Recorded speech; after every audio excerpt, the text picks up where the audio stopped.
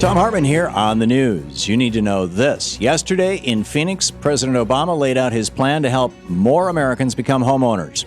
In his speech, the president put forward 4 ideas to reform the housing finance system, which he said will turn the page on this kind of bubble and bust mentality that created the economic mess in the first place, and build a housing system that's durable and fair and rewards responsibility for generations to come.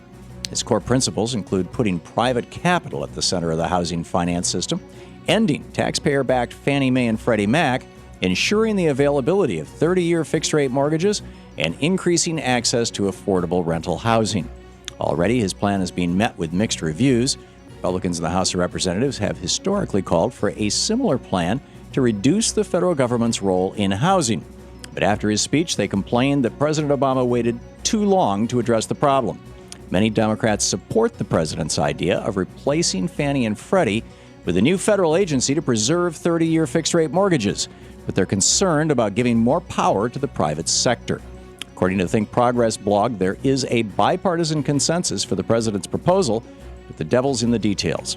They say that the only way to ensure that most Americans have the opportunity to become homeowners is to include incentives that encourage the private market to keep home loans affordable and accessible. Owning a home provides economic security and the ability to build wealth, and it's an opportunity that too few Americans have access to.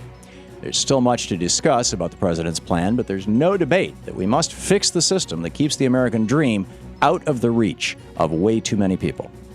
In Screwed news, the default rate on student loans has tripled in the last decade. There are now 6.5 million students who are unable to pay back the money they borrowed for college. To make matters worse, very few of the students who are paying back loans are taking advantage of income-based repayment plans, which would reduce their payments and lessen the likelihood of ending up in default.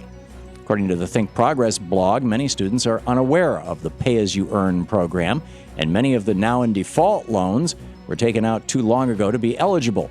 A spokesman from the Consumer Financial Protection Bureau said that many of the loans and their defaults could have been avoided if borrowers were aware of and able to easily enroll in income-based plans through their servicer.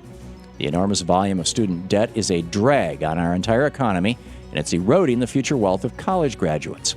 Many students and families remain frustrated, wondering why we could bail out the banksters, but refuse to provide more assistance to our future leaders. In the best of the rest of the news, the wind energy industry is rapidly expanding in our nation. In 2012, wind installations increased by 90% over the previous year. And because more wind power is available, the average price of a wind power purchase agreement is down to half of what it cost in 2009.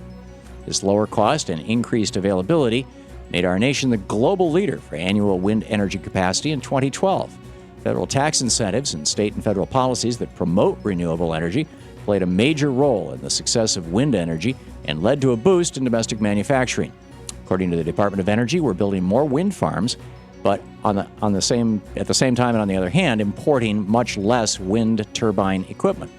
More of that equipment is being manufactured here in the U.S., providing good-paying jobs for our fellow citizens. All in all, wind energy is very profitable for the renewable energy industry, and it's a very good policy for our nation. New jobs, cleaner energy, and cheaper electricity prove that good science is also good business. Our government is going after Bank of America. Somebody trigger the fireworks. Yesterday, both the Justice Department and the Securities and Exchange Commission filed parallel civil lawsuits against that bank. Both agencies are accusing Bank of America of making misleading statements and failing to disclose facts to investors in early 2008. Bank of America has already agreed to pay more than $45 billion to settle complaints against Merrill Lynch and Countrywide, which they acquired after the 2008 economic meltdown. However, these new lawsuits involve $850 million of residential mortgages that the government says were originated, securitized, and sold by Bank of America. Of course, BOA issued a statement denying any wrongdoing. Surprise. Attorney General Eric Holder was asked about the lawsuit on Tuesday, and he said the Obama administration's Financial Fraud Enforcement Task Force, quote, will continue to take an aggressive approach to combating financial fraud and uncovering abuses in the residential mortgage-backed securities market, end quote. May not be as good as seeing a bankster in a perp walk, but many Americans who lost their homes are thrilled to see Bank of America finally face some small amount of justice. And finally, if you've ever thought that online dating sites like eHarmony and Match.com are boring, you may be in luck. Turns out there's a whole world of more individualized dating sites to explore. Some offer the chance to meet other singles with similar food allergies, like glutenfreesingles.com. Others are designed to find your perfect match based on lifestyle. Now, even clowns and Amish people can find an online love match, and cat lovers can connect with potential spouses that appreciate their furry family members.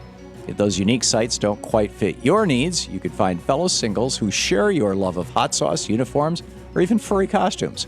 They say there's someone out there for everyone, and apparently that includes people who want to meet an intimate or those who like to wear diapers.